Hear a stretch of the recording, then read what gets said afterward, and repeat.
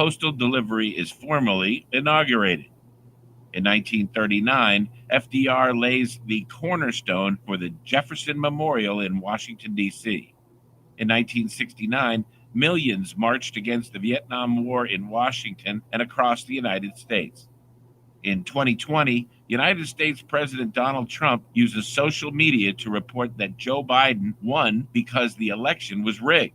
The WCRN News is brought to you by John the Roofer, a leader in the roofing and home improvements business for more than 70 years. Call 866-906-ROOF or go to the internet and see johnTheRoofer.com.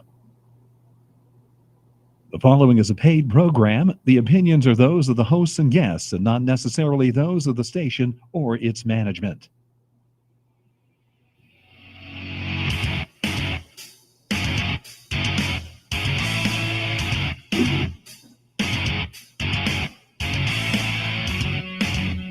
All right, folks, good Monday afternoon, November 15th already, right? Thanksgiving around the corner. I'm Joe Mangiacotti, and this is the Joe Mangiacotti Show from the Boxtrot Middlesex Mattress Outlet Studios, online at tjmshows.com. And don't forget, you can follow us on all of our social media platforms at Joe Mangi Show, M-A-N-G-I, Joe Mangi Show. Don't forget, we are on the TuneIn app, so you can just punch in WCRN, take us anywhere, and tell Alexa to play WCRN, and she'll do that with no questions asked. By the way, we live stream the show. We have a camera in the studio, and the audio is there, so you can either go to our YouTube page, The Joe Mangiacotti Show, Facebook page, Joe Mangi Show, or even Twitter, Joe Mangi Show. It hits all of those platforms simultaneously, and it's streaming right now. So join us in any one of those ways. Good afternoon, Jess. Hi, Joe. How are you today? I am fine. How are you? I'm doing better than I was last week. Okay. All ankles, knees, everything okay? Oh, no. Last week it was the car. Oh, it was the car last week. Oh, the car. You just barely got that not long ago. That one? Yeah, the car that I just bought in December. It needed a head gasket. So, Brian and I had to tear the engine apart. Well, good thing you know a good mechanic. Honestly, right? Yeah. I'm very happy you know a good mechanic, too. So that's fantastic. He comes in handy all the time. Doesn't he? All my friends. It's always right. It's always good to have a wide range of skill sets in your friends. Hey, folks, you can join the conversation at 508-871-7000. That's 508-871-7000. And that goes no matter where you are, right? We used to do 800 numbers in this business, but it doesn't matter. If you're calling from your cell phone, as long as you have the area code, the right number. So 508-871-7000. There's also a text line that we have up and running, and that's real simple. It's like you text anybody else or anyway. Just text 617-297-8388, 617-297-8388. Or you can actually email Text Joe in the Radio at gmail.com. It appears on the same screen in studio in real time, and we'll take it from there. So right now, I'm going to spend the first half of the show. I want to talk about Rittenhouse trial a little bit. They at this point, the closing arguments are taking place, and then they'll be going into a deliberation. And in the second half, I want to look at this story out of Arizona, and it has to do with the school board's president, father, hiring a PI, do background checks on all the parents who came and spoke up. Right? They were in the parking lot taking down the plate numbers. They did these background checks, including divorce settlements, financials, real estate holdings, employment, crazy.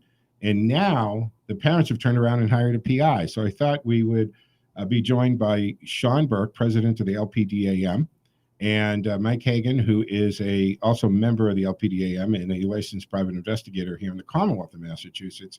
In the second half of the hour, we'll talk with them, and because we want to fly this by them as far as how the PIs are going to play a role in that and what went on. Just because you're a private investigator doesn't mean that you can or should take any and every case that comes your way, by the way. You need to have some discrimination and discernment there. All right, now first on this Kyle Rittenhouse, right now, the closing arguments are taking place. The judge has given some instruction as to what they have to consider and what they have to do. Before I came on the air, Jazz, let's play the judge. This is Judge Bruce Schroeder. This is just some of him giving example or instruction, as they call it, to the jury. Defendant is guilty of first-degree intentional homicide if he intended to cause the death of another with the intent to kill and did not actually believe that the force used was necessary to prevent imminent death or great bodily harm to himself. The defendant is guilty of first-degree reckless homicide if the defendant caused the death of another by criminally reckless conduct and the circumstances of the conduct showed utter disregard for human life. You will be asked to consider the privilege of self-defense in deciding whether the elements of first-degree reckless homicide are present. Because the law provides that it is the state's burden to prove all facts necessary to constitute a crime beyond a reasonable doubt, you will not be asked to make a separate finding on whether the defendant acted in self-defense. Instead, you will be asked to determine whether the state has established the necessary facts to justify a finding of guilty for first or second degree intentional homicide or for first degree reckless homicide. If the state does not satisfy you that those facts are established by the evidence, you will be instructed to find the defendant not guilty. There are hierarchies of cases in the law. Typically, first degree is the highest offense. Then lesser included are crimes that are of the same nature with many common elements, but some differences. So there's a sequence of verdicts that are going to be submitted to you with respect to this count. And that's what we're going through at this time. A wedding is a beautiful So ceremony, the, and it is the most jumped important on day to of the your next life. one, And if you'd like just pop that down. Yeah. So he's given the instructions, and what's important here, and for you to understand and the jury to understand, is every other thing outside of the facts on those charges are irrelevant when you deliberate it. Whatever this kid the fact that actually he didn't say anything, he was very quiet after the incident, and somehow the prosecution tried to make that seem like that was a bad thing. We have a right to remain silent, and he exercised it, and good for him for doing that. And anything else that he may have said on media posts or whatever does not play. It's irrelevant to what is happening at the time that he fired in self-defense.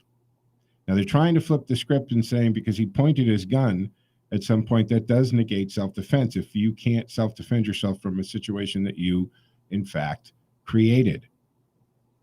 But what was going on in Kenosha that night, and I'm glad the judge did this and said, hey, you're not going to call them victims, because they're not victims. They were rioters. They were protesters, violent protesters. This is late at night. I hate to say this, I've said it before. Martin Luther King, folks, never marched at midnight. He didn't march at 10 o'clock at night. He did in the middle of the day, in the light of day. That's a protest. Showing up to protests and setting things on fire and attacking cruisers and police, that's not protesting. It's violence. And this kid was hit twice with a skateboard. And it seemed like every time the prosecutor tried to make some kind of point, I was taking it as a good defense for him. When he shows the video and he says, see, he's choosing where to run as if he's leading these people. Here's something you should understand, prosecutor. If you don't chase the person, it doesn't matter where they run. Stop chasing him. Why are you chasing this kid? You were in no danger. You kept chasing him, and that he's finally slowed down and turned around and ended up getting knocked to the ground and taking a self-defense posture while you still continued to beat at him and even reached for the gun at one point, the rifle. I'm telling you, it is a classic textbook self-defense. We'll continue this discussion just for a little more time on the other side of the break. I know that we have some phone calls, so we'll go right to the phones when we come back on the other side. Thanks for holding. Joe Mangiacotti Show from the Box Drop Middlesex Mattress Outlet Studios, 508-871-7000. Back in a moment.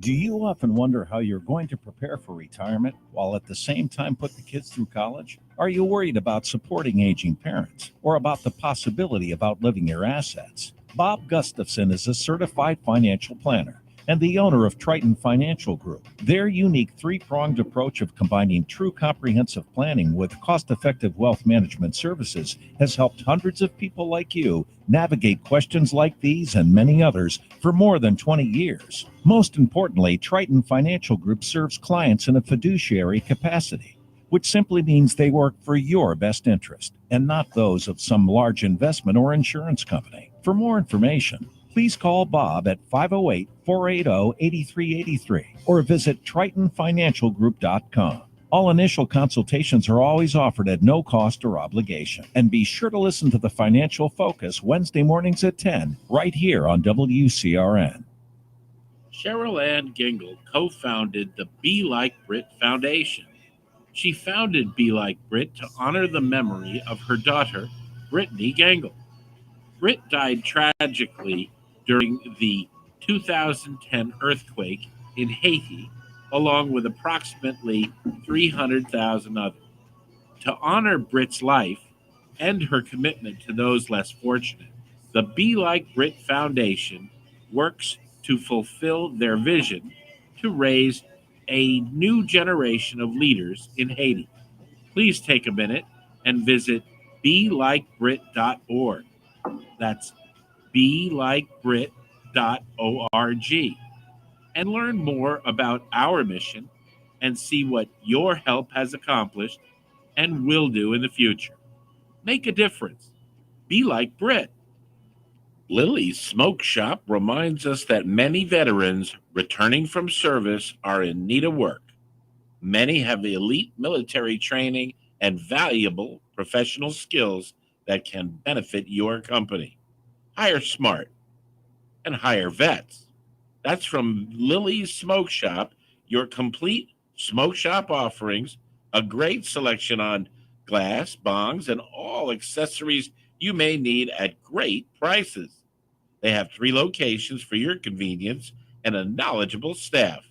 Call 774-420-2696.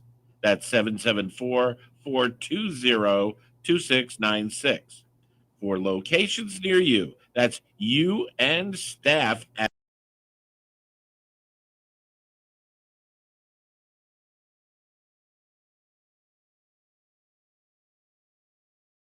The Joe Mangiacotti Show on Powerhouse Station WCRN and our affiliates. To talk to Joe, dial 508-871-7000, and you can text Joe on air in real time at 617-297-8388 or email text Joe on the radio at gmail.com. And now back to the most interesting man in the world. When he drives a car off a lot, the value goes up. Common sense talk for the common sense citizen. All right, folks, welcome back to the second segment of the Monday edition of the Joe Mangiacotti Show. Hey, quick, Jazz, have you seen this show? I think it's on Paramount, called Yellowstone. I have not. All right. I don't watch a lot of TV though. Well, it was on. It's been on for about 4 seasons, and I didn't really know about it, and I discovered it, so I caught up and binged 3 seasons and caught up to it. But what I find interesting is the Livestock Commission in Montana plays a big role in this show, and it's a real thing. And they take their livestock very seriously in Montana, as do any ranching communities or states. And I watched this show, and it occurs to me that these, coastal people, right? They think of places like Montana, Wyoming, Kansas, and so forth as flyover country. And this flyover country, I think, they're the backbone of America. This is where our food supply comes from, and our food, right? They grow the food we eat, and they cattle, right? They cowboying the food that we eat. So the Montana Livestock is a real organization. As a matter of fact, in 95, the federal government moved the preservation of buffalo under the Livestock Commission. And my point is, they take their guns very seriously out there in their Second Amendment. And you look at these cities and the riots and the violence, and you look at the south side of Chicago, you look in Detroit, where there's gun violence and double-digit people is shot every weekend in these cities. But these things don't happen in places like Montana. I can't imagine these snowflake protesters showing up in the backyards of these ranchers and them thinking they would get away with setting their barns on fire and things of that nature. And in essence, I think Kyle Rittenhouse, it was established that he went there to do good. And they try to make the fact that he had his weapon with him as a bad thing. It doesn't show intent. You're allowed to have guns with you in this country. It's part of your Second Amendment. And if you have it with you, it's for, or should be for, protection. Anyway, 508-871-7000 to join the Joe Mangiacotti Show from the Box Shop Middlesex Mattress Discount Studios. Let's go to the phones. Mark's been waiting patiently. Mark, thank you for holding on, sir. You look marvelous. You look marvelous as well. Great show last weekend. Good Thank radio, very entertaining, very informative. That's why you listen to radio. That's why I listen to radio. Absolutely. Good show. Thank Great you. show. Appreciate that. As far as the situation in Wisconsin, I hear that the governor of Wisconsin has put on standby 500 Wisconsin troops on standby. Absolutely.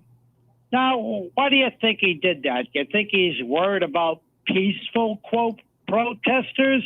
Or do you think he's worried about the boys from Rent-A Riot who are going to be bussed in from Chicago? What do you think it is? Mark. A or B? Mark, thank you for that point, because I got to, and let me add to that, because you have 5 National Guardsmen put on standby, yet they don't sequester. 500. Did I say 500? Oh, I said 500,000. Sorry. 500 National Guard on standby, yet they don't sequester the jury.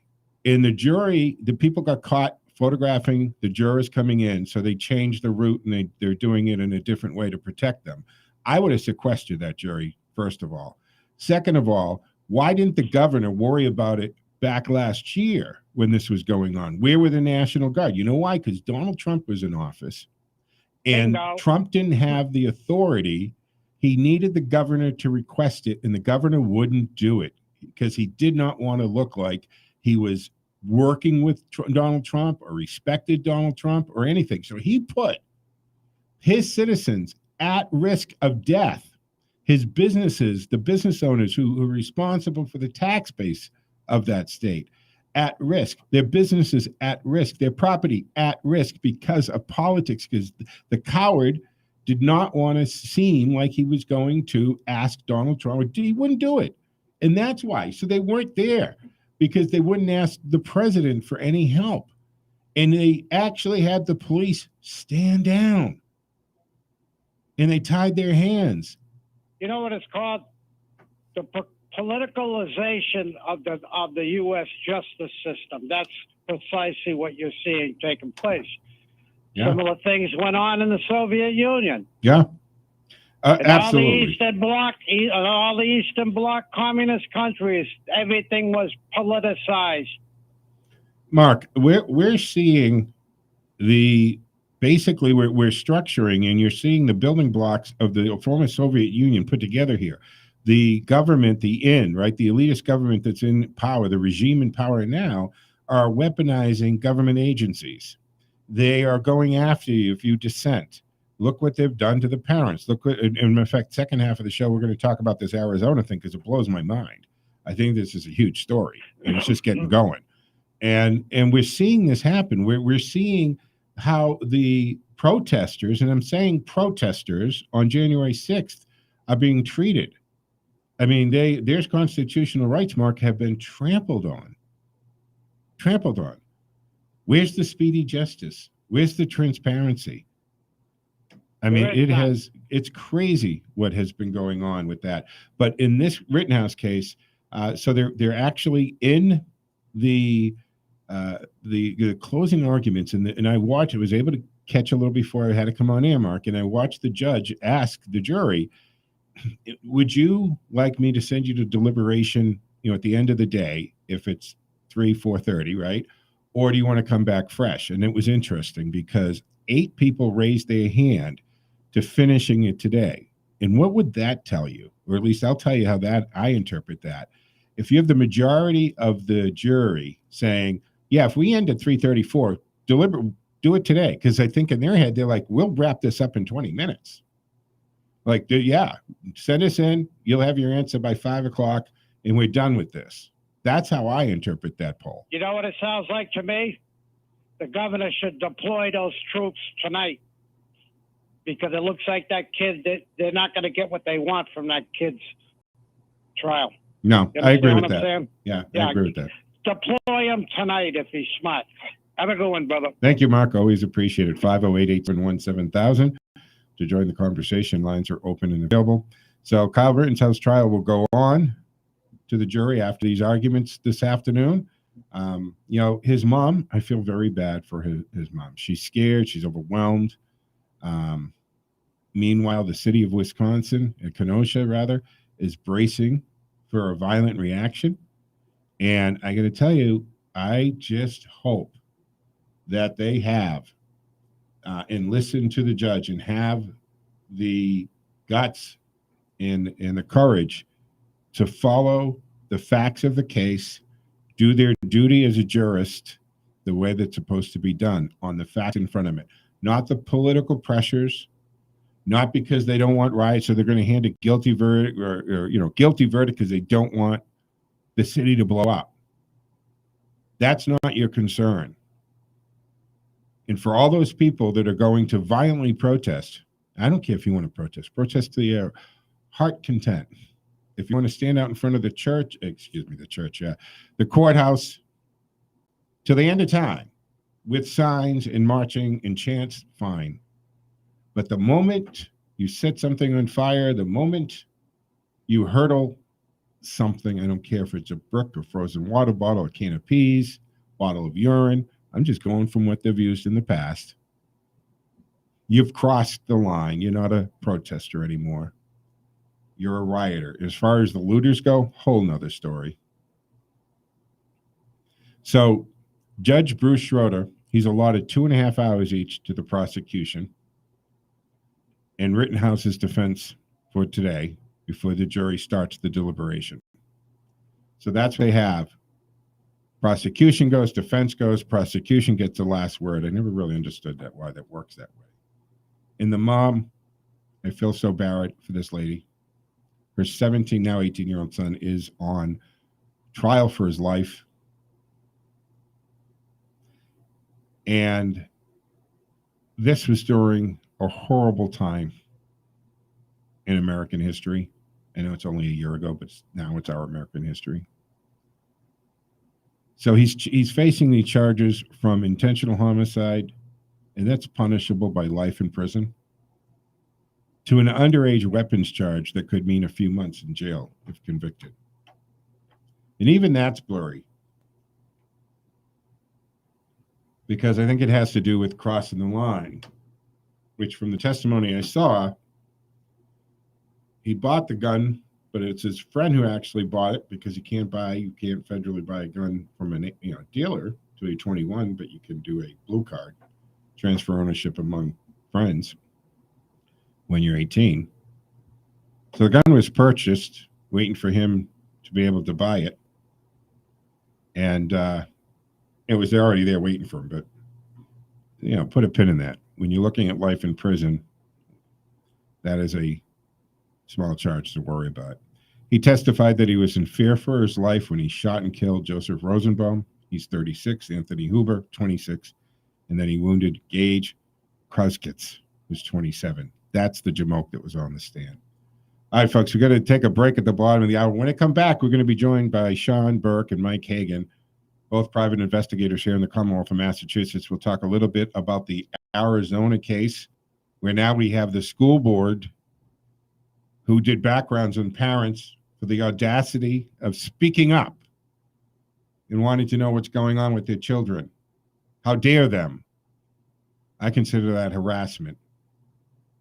And then, of course, now the parents have hired lawyers and PIs in defense of this. We'll talk about that on the other side. I'm Joe Mangiacotti from the Middlesex Box Drop Mattress Boss Outlet Studios. 508-871-7000. Back on the other side. All right, call them. You got their numbers on your screen. You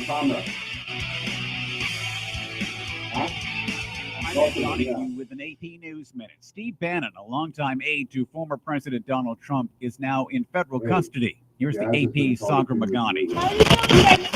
Bannon surrendered at the FBI's Washington field office this morning. He defied a subpoena from a House panel investigating the Capitol riot, and after the House voted to hold him in contempt, the Justice Department took the exceedingly rare step Friday of indicting him. That came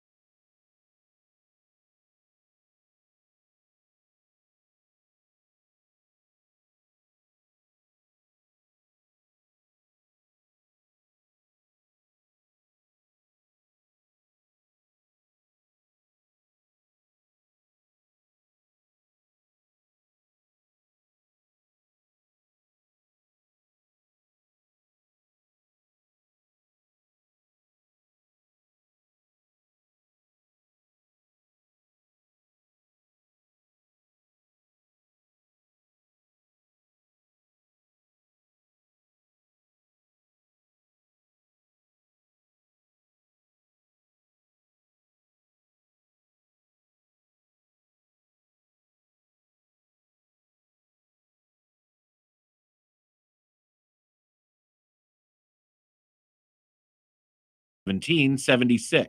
Retirement is within reach. I'm meteorologist Sherry Spear, and here's our latest Boston 25 weather on Radio 830 WCRN. Looking kind of chilly as we go through the day with high temperatures not quite reaching 50 degrees out there. We'll keep it partly cloudy for the afternoon, likely dry out there with a little bit of a breeze gusting 20 to 30 miles per hour. Overall, looks nice overnight tonight as it gets cold and clear. I'm Sherry Spear, and you can hear Boston 25 live for the morning drive weekdays on AM 830 WCRN. Another marvelous Monday in New England. I'm Ted A. Here are some historic facts that happened on November 15. In 1620, Miles Standish led a group of 16 men on foot to explore the northern part of Cape Cod. In 1777, the Articles of Confederation, the first Constitution of the United States, is approved by the Continental Congress. Free postal delivery is formally inaugurated. In 1939, FDR lays the cornerstone for the Jefferson Memorial in Washington, D.C. In 1969, millions marched against the Vietnam War in Washington and across the United States.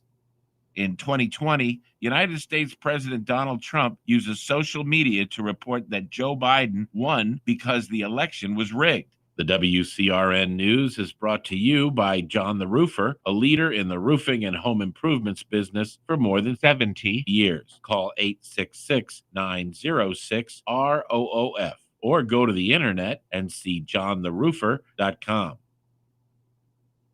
You're listening to the Joe Mangiacotti Show on Powerhouse Station WCRN and our affiliates. To talk to Joe, dial 508-871-7000, and you can text Joe on air in real time at 617-297-8388 or email textjoeontheradio@gmail.com. And now back to the most interesting man in the world. His tears cure cancer. Too bad he never cries. Common sense talk for the common sense citizen.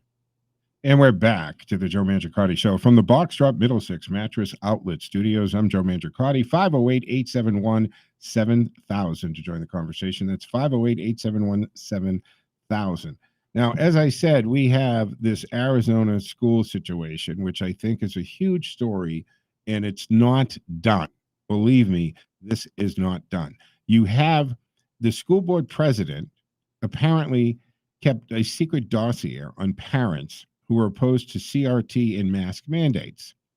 And it was discovered after he was in this tiff with one of the parents, and he sent a screenshot, not realizing that in the background on the lap or the computer screen, there was a link to a Google Drive. Now, they didn't send the link out, but it was in the screenshot, the picture. So a sharp parent saw that, punched in the address, and it opened a public Google Drive. And there were 47 files on parents. So this president, Jean Michael Greenberg, now he's facing a lot of calls to resign because of this bizarre situation where he had access to these dossiers about the parents. And they contain personal information, who protested district policy, including their social security numbers, financial info, even divorce records. Now, the district claims Greenberg's father is the guy to blame for compiling this strange dossier. It came to light when Greenberg accidentally shared that screenshot, as I said. Now, his school district says independent investigator will examine the alleged dossiers of parents. So now they've turned around, and the school board's now hiring a PI for this. And a matter of fact, Jazz, I think I have the audio of the father. So if you check my files there, you'll see it. Greenberg, so the father would ride his motorcycle and put the helmet on so nobody could tell it was him. And then he had a body camera on, and he was recording the parents and teachers and audio. I mean, this is crazy stuff. Crazy stuff. So I thought, as I said earlier, I thought it'd be a good idea to bring into the conversation someone you should know by now, at least by name, Sean Burke, president of the LPDAM, and Mike Hagan, who is a licensed private investigator here in the Commonwealth of Massachusetts.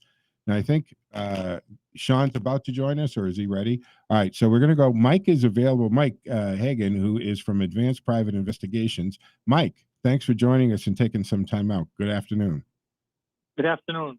Thanks for having me. No problem. And now you've got a chance to look at these stories with this Arizona situation. Yes, I have. Now, I'm wondering, would you, if you got approached to, first of all, does a private investigator have to take, or should they take every case that comes through the door for, offered to them? I would say no. I think that the investigator could, when approached, determine in his or her mind whether or not he or she would want to take on the investigation.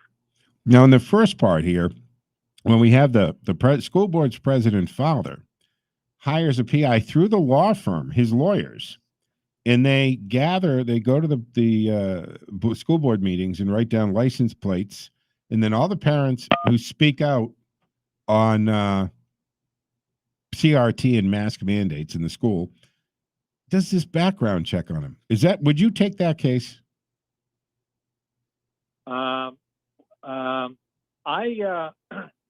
I wouldn't. I'd stay away from that one if that work had already been done. There's similar cases like that already taking place, especially in the town where I'm from, and I work out of, similar to what the Arizona case in some ways. Yeah. Well, actually, let me ask you about that, because there are a couple situations here in the Commonwealth where school boards have got involved with situations from fights to graffiti to racist graffiti as well. Now give us an example. What are you talking about in the Danvers area? In the Danvers area, it's been all over the news. There's been some allegations of racist behavior stemming from a hockey team and their actions in the past, I think like 2 years ago, where students were allegedly forced, hockey players were allegedly forced to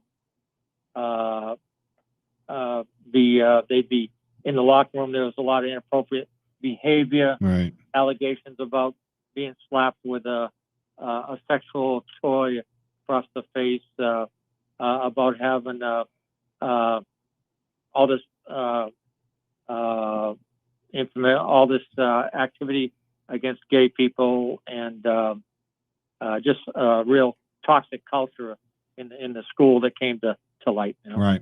Now, does the school board hire a PI in this case to investigate the situation, or was it parents?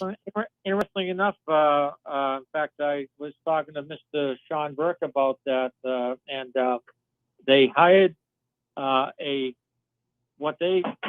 school committee hired an attorney / investigator to do the investigation for them.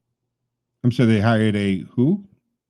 They hired a lawyer / investigator. Okay. Yeah, I never saw anywhere where it said a licensed private investigator. I only saw that it said an attorney / investigator who was sort of a hired gun and had knowledge about situations like this in the school, different schools already in the Commonwealth where this had taken place. Got it. Hey, I think we have a call who wants to jump in on this subject, 508-871-7000. Let's bring Ken into the conversation. And if Sean's in, let's bring him into the loop as well. We'll introduce him in a moment, but put it on so he can hear it as well. Ken, you're on with Mike Hagan, a private investigator here in the Commonwealth of Massachusetts. And I know you've been following that Arizona case a little bit. Ken? Hi, Joe. Hey, Ken. I actually was calling up concerning the Wisconsin case, so maybe I'll check in later. Okay, yeah, no problem. So let me bring into the conversation Sean Burke, who is, as I'm sure you guys, you know the name, you hear him every week on Case Files from the LPDAM, current president of the LPDAM, Sean Burke. Hey, Sean, thanks for joining us. Hi, Joe. Thanks for inviting me. Well, as we were saying this, and Mike has brought it back here to Massachusetts a little bit, but I wanted to ask you, this case out in Arizona, if you were approached, by the school president's father, not the school board, nobody officially from the government or mayor's office, governor, nothing, just a father of the school board president, to write down the license plates of every parent who came to speak. I'm not even going to use the term protest. It's a school board meeting, and parents went there to say, hey, we don't like the CRT, we don't like the mask mandates, and this is supposed to be a free, open discussion. You're not supposed to be targeted and harassed for this. Would you have taken this case to investigate these parents? 47 parents were investigated. The Google Drive had 47 dossiers on them, including information, financial information, social security numbers, divorce records, property. I mean, they were some pretty intense dossiers. Is that a case that you would take? Well, this is a great question because we're really talking about ethics here, Joe. So it's not a case I would take for a multitude of reasons, but the most important piece of this is the work is being asked to be in bad faith, right? And as a professional, all professionals, we have to be able to read through that. We have to be able to see that. And I would think the licensing board there is going to address the issue with the private investigator, because you should be able to see when you're talking to a client, like one of the questions I would ask is, hey, why are you asking me to get this information? How are you going to use this information? Yeah. This is powerful stuff, so that you're not finding that you're doing or gathering data that's going to be used in a crime, for example. Mm-hmm. And the other side of this, or for stalking or harassment. I agree. It is kind of borderline criminal harassment, actually. Yeah. But Arizona laws are slightly different than the Massachusetts laws. But I would say the board was concerned. They decided to do an investigation on their own. They used a third party to do it. Yeah. And Sean, we got to pause there for a moment because I got to take a break here. No problem. 700 parents in the community are calling for the removal of the school board president. The school board had said it will hire a private investigator to look at the SUSD governing board. So we've got another PI involved in this. We'll continue with the conversation on the other side, folks. 508-871-7000 to join the conversation from the Box Drop Middlesex Mattress Outlet Studios. I'm Joe Mangiacotti. Stick with us.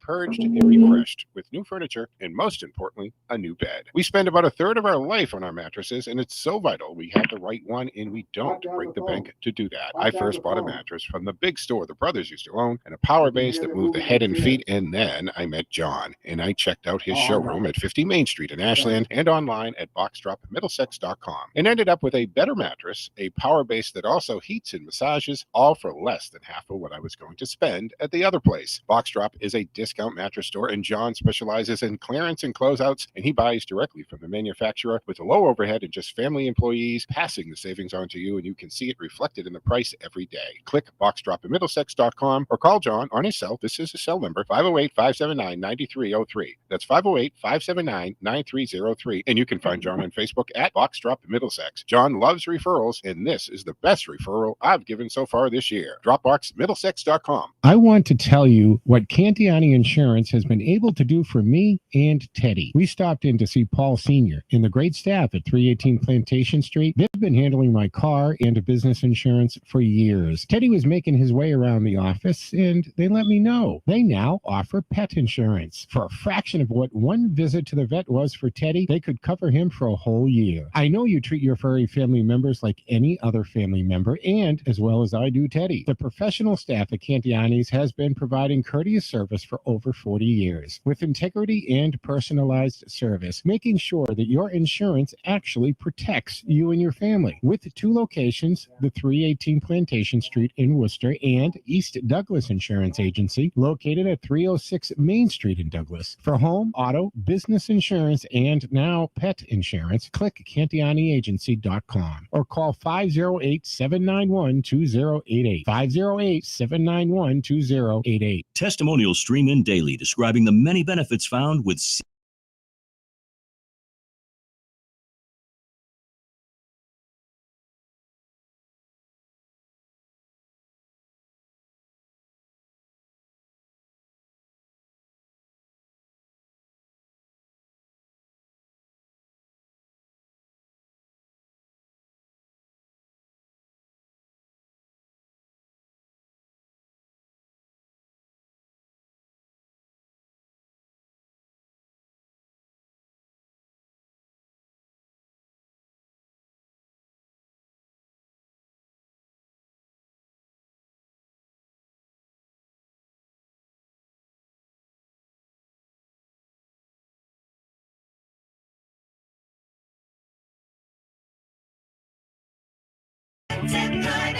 Who's Ed? That's the number for Levante's Auto School. You're listening to the Joe Mangiacotti Show on Powerhouse Station WCRN and our affiliates. To talk to Joe, dial 508-871-7000, and you can text Joe on air in real time at 617-297-8388 or email textjoeontheradio@gmail.com. And now back to the most interesting man in the world. He brings a knife to a gunfight just to make the odds even. Common sense talk for the common sense citizen. All right, folks, back to the final segment here, the Monday edition of the Joe Mangiacotti Show from the Box Drop Middlesex Mattress Outlet Studios. 508-871-7000 to join the conversation. Divorce records, bankruptcy documents, mortgage statements, photos of parents and children who are critically going to the board about the mask mandates and CRT being taught. And what's the response? The school board's father hires a private investigation firm through the attorney because he thinks that makes it all okay to do background checks and gather this very powerful information on the parents. To what end? How are they going to use it? What are they going to do with it? Now, you have the Arizona School Board has said it will hire a private investigator after several parents claimed that the SD that is the Scottsdale Unified School District, that's the governing board, the president, Jan Michael Greenberg, collected personal data on at least 47 parents. So now they're going to hire an independent forensic investigator to determine whether school resources were used to collect the data on outspoken parents. And with us are two private investigators here from the Commonwealth of Massachusetts, the president of the Licensed Private Detectives Association of Massachusetts, Sean Burke, member and licensed PI, Mike Hagan, who is the principal of Advanced Private Investigations. And gentlemen, overall, I think all of us would take the forensic case, though, right? I would. Would you, Sean? Would you, Mike? I would take it. I'm sorry, Mike. First of all, I'm honored to be on here with Mike. He's a great investigator with a wealth of knowledge. I would take this case to find out exactly what happened. But the main reason for it, and then I'll pass it to Mike, is that the board saw the parents as an enemy, right? A form of division. And that's not healthy for a community to have. So I'll pass it over to Mike because I'm sure he has an opinion on it as well. I also would. I would take the case. I would walk softly and follow every lead I had. But I think that the situation in my community with this, I mean, this is some very serious allegations here about hazing and racist behavior, shocking behavior, including rituals in the locker room, racist group chats, anti-Semitic chats online. So, you know. Yeah. Let me pause in there for a second, Mike, because Sean, now Mike has brought up a point, a case in his area in Danvers, and I know you've been dealing with some school boards as well. And is this a trend we're seeing where school boards are now, or school districts are dealing with racial issues of graffiti and then hazing, sexual harassment, in the locker room? And I know school boards, right, and even schools themselves would always want to keep things, they like to use the term in-house. They don't want it out, right? They don't want the police, because if the police involved, then people are going to get charged and arrested. And schools don't want the publicity. They don't want that to happen. So I guess the questions that listeners would want to know is, should they do that? Can they do that? Are they violating a law if they don't get the police involved?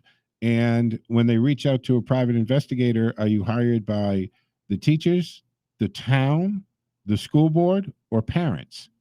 What are some of the cases that are going on in the Commonwealth that you guys are dealing with that you can share with?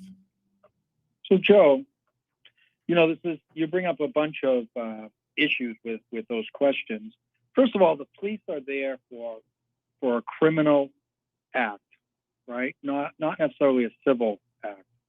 And many of these things fall under a civil, jurisdiction, we'll say, for the purposes of this conversation. The problems with school boards, and I'll say in Andover, Danvers, Georgetown, where we've seen some recent, crazy allegations from coaching to racial slurs being made or represented. In each case, what the school boards appear to be trying to do is to try to keep it in-house, but try to make it appear that they're being independent.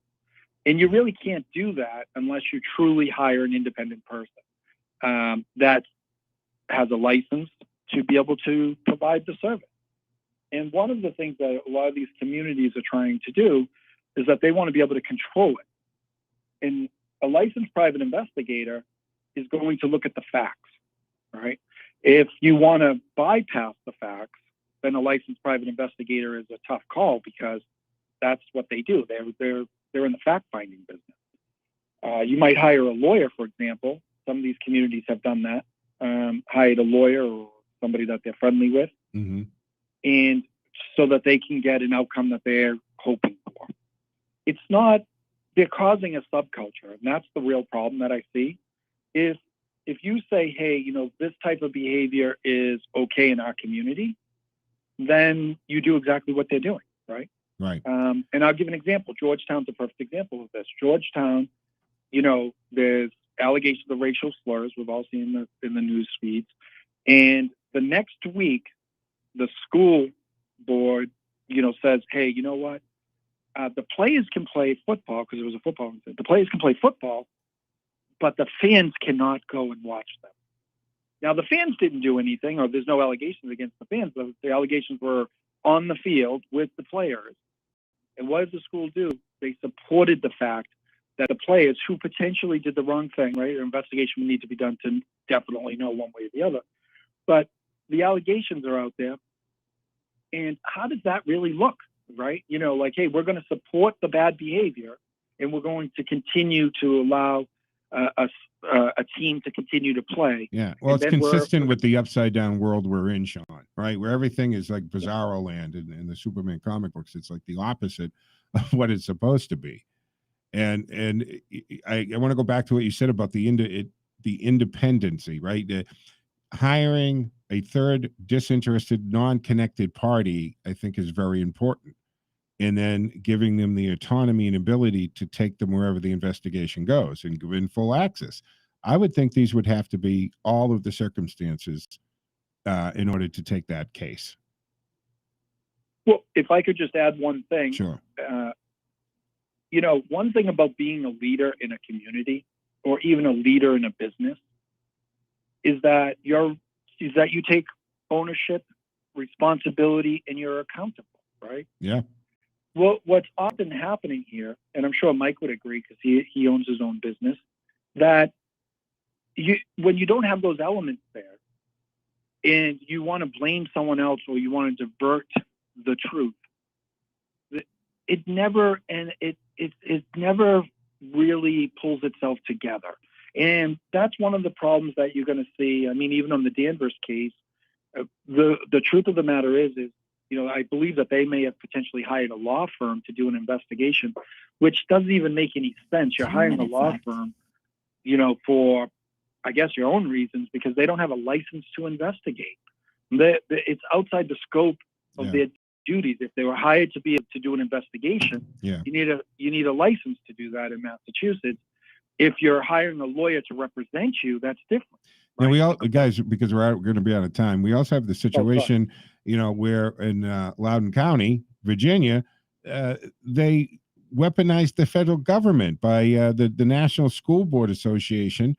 Apparently, you know, sent a letter, but apparently a couple rogue members did it in cooperation with the White House, and now you have the Attorney General with a memorandum to the FBI and the DOJ to look into these parents for nothing more than wanting to be part of their kids' education and speaking out against the policies they don't like. 1 minute. This is I don't think this whole across the board, guys. I think you're going to see more and more PIs being engaged and law enforcement getting involved, because you've got, I say it, look, they poked the bear. They woke the moms and dads up, right, by happenstance. They got to see what was going on because they were exposed to the Zoom calls. They don't like it, and we saw the results in results in the Virginia, right, with the governor's race there, winning, and I think most of it was over the school education issue. But gentlemen, we're running out of time. I want to thank you for taking time out and speaking with us, Mike Hagan. Again, Advanced Private Investigations. Mike, you're out of Danvers? Danvers, Mass. Yeah. Easy for people to find you. And of course, right, Sean, everybody can always go to lpdam.org, hit find an investigator, and find you guys very easily. Thank you for taking time out. Sorry, we ran out of time. That's just the way radio works, guys. But we'll have you on again sometime. Call anytime, Joe. Joe. I'd be glad to do it again. All right, guys. Thank you very much. All right. Ken, I wanted to go to you, but I don't have the time, I guess, right? We're out of time. Jazz, yeah. So that wraps up the Monday edition. I'll be back Thursday morning at 10 o'clock with Jerry Doherty for Political Thursday. And then, of course, next weekend, Saturday and Sunday. I'm Joe Mangiacotti. You enjoy the rest of your day, folks. Out.